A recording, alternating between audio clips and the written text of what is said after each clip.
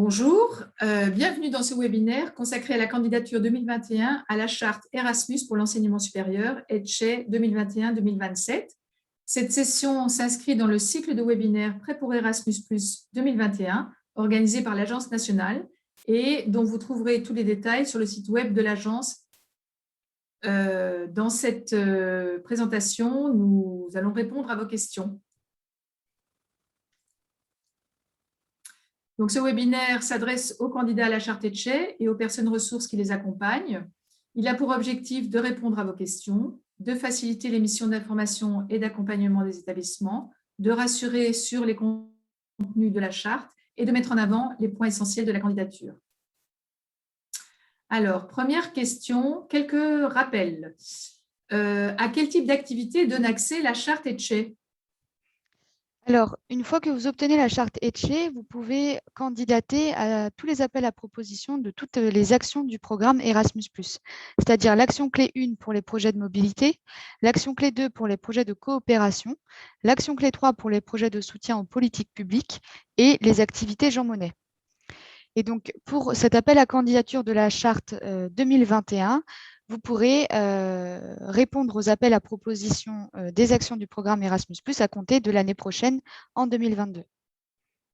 Donc, on candidate à la charte en 2021 et on peut participer au programme Erasmus à partir de 2022. Voilà, tout à fait. Et où trouver le formulaire de candidature ? Alors, le formulaire de candidature se trouve sur le portail de la Commission européenne Funding and Tender Opportunities. Mais vous pourrez trouver le lien de ce portail sur le site Mon projet Erasmus+, et plus spécifiquement depuis la fiche dédiée à la charte Erasmus pour l'enseignement supérieur. Et quel est le calendrier ? Alors, le calendrier pour cette année, la date de clôture est fixée au 10 juin à 17h, heure de Bruxelles.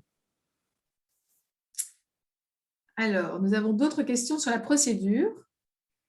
Oui, je vais te laisser répondre, Annabelle. C'est deux questions en fait qui sont assez liées et qui méritent une réponse commune. La première, donc, comment savoir de quelle procédure relève un établissement ? Et la deuxième, c'était le cas d'un lycée qui a une accréditation Erasmus dans le secteur de l'enseignement scolaire, qui a mené des actions KA1 et KA2 dans ce même secteur lors des appels à propositions 2018, 2019 et 2020. Et sa question, c'était donc, devons-nous candidater à la procédure complète ou à la procédure simplifiée ? Alors, pour les renouvellements de charte, les établissements concernés ont reçu un mail de l'Agence nationale leur indiquant si ils relevaient de la procédure complète ou de la procédure simplifiée. Pour les primo-demandeurs, il n'y a pas de questions à se poser. Les primo-demandeurs, les établissements primo-demandeurs relèvent de la procédure complète. Donc, sauf si votre établissement a reçu un mail de l'Agence nationale l'informant qu'il relève de la procédure simplifiée, vous devez candidater sur la procédure complète. Pour rappel, la procédure simplifiée s'adresse aux établissements déjà chartés ayant participé aux appels à projets du programme Erasmus+, dans le cadre des appels à propositions lancés en 2017, 2018 et 2019. Cette procédure s'applique également aux établissements chartés en 2019 pour participer aux appels à projets 2020 du programme. Et la procédure complète s'adresse aux autres établissements non chartés, ainsi qu'aux établissements chartés entre 2014 et 2019, mais qui n'étaient pas actifs au cours des derniers appels à propositions Erasmus+ sur l'enseignement supérieur. Enfin, les établissements d'enseignement supérieur déjà impliqués dans le programme Erasmus+, dans d'autres secteurs éducatifs autres que celui de l'enseignement supérieur, relèvent également de la procédure complète. Alors, une question relative au consortium. Comment candidater dans le cas d'un consortium de mobilité ? Alors, il faut savoir que tous les établissements membres d'un consortium doivent candidater à la charte de manière individuelle. Donc, en fait, voilà, même si le coordinateur même le coordinateur de consortium, lorsque c'est un établissement d'enseignement supérieur, doit obtenir la charte. Vous devez également attendre d'avoir obtenu la charte pour pouvoir candidater aux différents appels à propositions du programme. Et donc, l'accréditation de consortium peut se faire dès l'année suivante, après l'obtention de la charte. et donc en même temps que la demande de financement d'un projet de mobilité. Alors, nous avons des questions sur les formulaires. Oui, alors, y aura-t-il un formulaire de candidature ECHE 2021 en français et si oui, quand? Le formulaire de candidature, cette année, n'existe qu'en anglais. Cependant, pour vous aider, l'Agence nationale a produit un formulaire de candidature commenté en français afin de vous guider dans la complétion de ce document. Il est disponible sur la fiche ECHE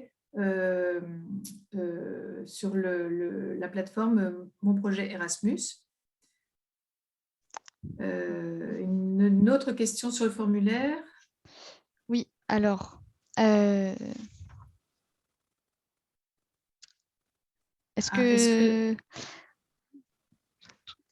Est-ce que avait une tu... autre question Oui, mais sur... oui, voilà, en fait, je crois que tu y as répondu en même temps. Donc, c'était la demande de charte ECHE doit-elle forcément être faite en anglais? Et En réalité, je n'avais pas vraiment répondu. J'avais parlé du formulaire de candidature et la complétion, effectivement, la complétion de la candidature peut se faire en français, comme dans les 24 langues officielles de l'Union européenne qui sont acceptées, même si les questions sont en anglais. d'accord, ouais, merci. Alors, d'autres questions sur le formulaire. Le formulaire complété doit faire 25 pages maximum. En dehors de cette limite, les réponses sont-elles limitées à un certain nombre de caractères? Alors, non, aucune des questions à remplir n'est limitée par un nombre de caractères. En revanche, il faut veiller à ne pas dépasser le maximum de 25 pages dans le formulaire de candidature et plus précisément la description technique, donc la partie B du formulaire. Et donc, il faut bien remplir ce formulaire en police Arial et taille 9, car l'évaluation n'ira pas au-delà. Par exemple, la partie annexe ne peut pas se trouver en page 26 et vous ne pouvez pas non plus supprimer des parties dans le formulaire. En fait, il est attendu des candidats qu'ils aillent droit au but dans leur argumentaire. Oui, il y avait plusieurs questions en fait des établissements sur cette limite de 25 pages. Donc 25 pages maximum, taille 9 en Arial si vous avez besoin de plus d'espace. On est pris donc dans cette taille qui est assez petite. Et effectivement, il est attendu qu'il n'y ait pas de descriptif trop long. Voilà.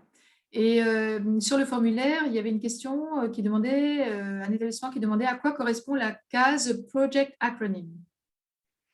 Alors, en fait, cette case, c'est une case générique sur le portail Funding and Tender Opportunities que l'on retrouve en fait pour les dépôts de tous les projets. Donc, en réalité, elle n'est pas vraiment pertinente dans le cas de la candidature à la charte, mais nous vous proposons d'y inscrire ECHE 2021, accompagné de l'abréviation du nom de votre établissement. Alors, d'autres questions toujours sur les formulaires. Oui. Alors, donc, à quoi fait référence la partie annexe dans le formulaire de candidature, description technique, partie B? Alors, la partie annexe a seulement pour objet de vous renvoyer vers le descriptif de la charte. Il n'est pas attendu du candidat qu'il joigne de documents en annexe à ce descriptif technique.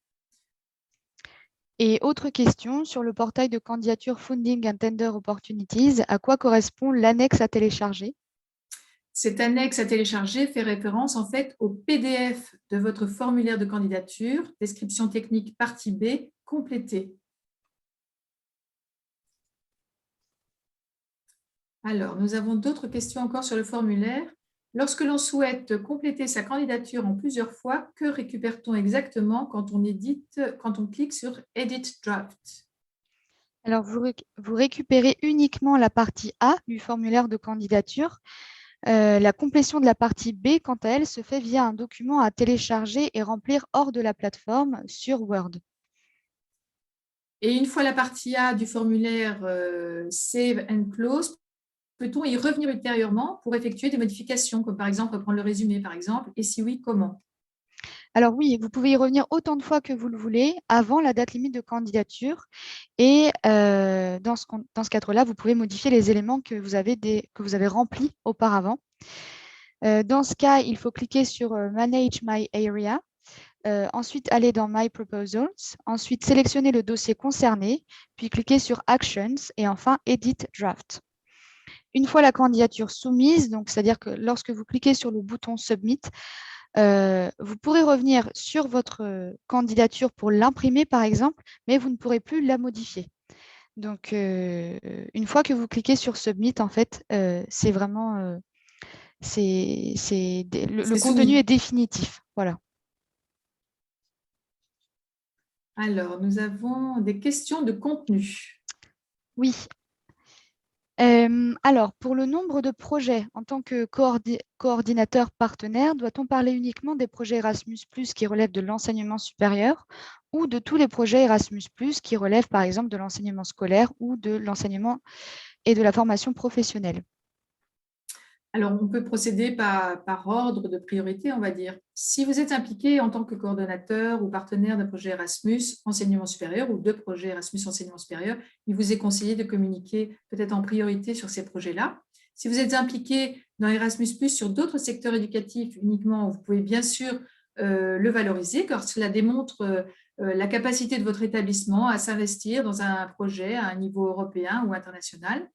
Et puis, quel que soit le secteur éducatif, n'hésitez pas à renseigner si vous êtes impliqué sur des projets financés par d'autres programmes. Une autre question? Oui. Pour le nombre de personnels administratifs travaillant pour le programme dans les bureaux des relations internationales, peut-on mettre 0 puisque nous sommes un lycée et que nous n'avons pas de bureau des relations internationales? Alors, étant donné que vous demandez l'accès au programme Erasmus+ dans l'enseignement supérieur, vous devez démontrer aussi que vous êtes en capacité de déposer des demandes de financement, de suivre vos projets, de gérer les subventions qui vous seront accordées. Il faudra donc que votre établissement mobilise le personnel nécessaire pour y payer. Donc, c'est vrai que si vous mettez 0, ce n'est pas vraiment un bon signal. Alors, dans le cas où votre établissement est membre d'un consortium de mobilité de l'enseignement supérieur, il faut peut-être du coup le mentionner et préciser que la personne ressource qui se trouve au sein de la structure coordinatrice veillera au suivi des projets qui vous concernent. Alors, sur le contenu toujours, ma structure est devenue un centre CFA en septembre 2020. Or, les données sur le personnel, les professeurs et les étudiants évoluent. Comment le prendre en compte dans ma candidature? Alors, vous devez donner les derniers chiffres en date disponible. Si ces données sont susceptibles d'évoluer, vous pouvez expliquer brièvement le contexte. Et par ailleurs, vous ne devez donner que les chiffres relevant de l'enseignement supérieur. Une autre question, comment s'assurer que les principes de la charte sont bien communiqués et appliqués par le personnel à tous les niveaux de l'institution? Alors, à minima, il vous faut publier la charte sur le site web de votre établissement. Il faut également afficher ce document dans vos locaux et vous pouvez également utiliser l'outil Etche Self-Assessment. Cependant, il est attendu que la préparation de la candidature à la charte fasse l'objet d'une concertation au sein de l'établissement. Les personnels à tous les niveaux de l'institution devraient donc être associés en amont de la candidature à la charte. Et l'établissement peut s'appuyer dans ce cadre sur l'outil Etche Self-Assessment pour amorcer le sujet en interne. Alors, des questions sur les principes maintenant. Quels conseils donneriez-vous concernant la promotion de l'engagement civique et de la citoyenneté active? Eh bien, faire la promotion d'activités qui engagent les participants d'un point de vue civique sur base du volontariat. Il s'agirait par exemple de mettre en place un parrainage entre les étudiants entrants et sortants, de confier certaines actions aux associations d'alumni ou de faire du lien avec la stratégie d'inclusion de l'établissement candidat. Autre question, ouais, comment intégrer la reconnaissance des ECTS pour les BTS qui ne l'intègrent pas encore? Alors, l'objectif est d'être transparent sur la reconnaissance des acquis d'études et de stages issus des périodes de mobilité des étudiants. Si votre établissement n'utilise pas encore le système de transfert des crédits ECTS, il lui est recommandé de communiquer sur le système existant. À terme, une réflexion sur l'engagement à intégrer le système de reconnaissance des ECTS devra être menée au sein des établissements d'enseignement supérieur concernés avec leur autorité de tutelle.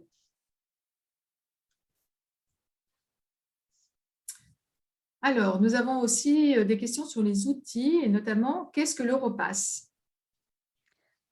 Oui, alors Europass, c'est plusieurs outils à la fois. C'est le CV Europass, c'est le supplément au certificat, c'est encore l'Europass Mobilité et enfin le supplément au diplôme. Donc Europass Mobilité permet de décrire les périodes de stage ou de formation à l'étranger. Plus précisément, il aide les apprenants et personnels à présenter les compétences acquises dans le cadre de leur expérience de mobilité d'une manière simple, cohérente et compréhensible. L'Europass Mobilité contribue à décrire les expériences internationales et les compétences acquises lors des études, des stages ou de toute activité de bénévolat à l'étranger. Le Et le supplément au supplément au diplôme? diplôme, voilà. Le supplément au diplôme a plus une approche compétence, c'est-à-dire qu'il fournit des informations qui permettent de comprendre plus facilement les connaissances et les compétences acquises dans l'enseignement supérieur. Donc, ce document fournit des informations utiles sur le diplôme obtenu, donc les notes, les acquis d'apprentissage par exemple, pour aider les étudiants et les personnels à poursuivre de nouvelles formations ou à postuler à un nouvel emploi. Le supplément au diplôme doit être délivré à tous les diplômés de l'enseignement supérieur, qu'ils aient ou non effectué une période de mobilité, d'études ou de stage. La délivrance du document est obligatoire pour tous les diplômes depuis un décret du Code de l'éducation paru en 2002. Et l'OLS, à quoi sert-il? Alors, OLS, donc pour l'acronyme anglais Online Linguistic Support, donc c'est un outil de soutien linguistique en ligne qui a été mis en place par la Commission européenne et qui sera utile dès la préparation de la mobilité pour évaluer le niveau de langue et le renforcer. Donc, cet outil devra être accessible aux bénéficiaires pour progresser dans la langue d'enseignement et aussi dans toute autre langue parlée dans le pays de destination. Alors, nous recevons beaucoup de questions de candidats. Hein, voilà, nous tâchons de mettre les réponses dans les outils qui sont mis à votre disposition. Notre conseil, c'est prenez connaissance des documents à votre disposition sur la fiche Mon projet Erasmus, notamment dans le formulaire commenté description administrative pour la partie A, le formulaire commenté description technique pour la partie B, les ECHE Guidelines et à venir les critères d'attribution que vous trouverez donc sur cette fiche sur la plateforme Mon projet Erasmus. Et si vous avez encore d'autres questions après avoir consulté toutes ces ressources, vous pouvez envoyer un mail sur l'adresse mail de l'agence exécutive qui est indiquée en premier. Ça, c'est pour les questions relatives à la procédure de candidature. Et pour ce qui est relatif au contenu, vous pouvez nous envoyer un mail sur notre adresse promotion.supérieure@agence-erasmus.fr. Merci de votre attention et bon courage dans la rédaction de votre candidature. Merci de votre attention. Bon courage.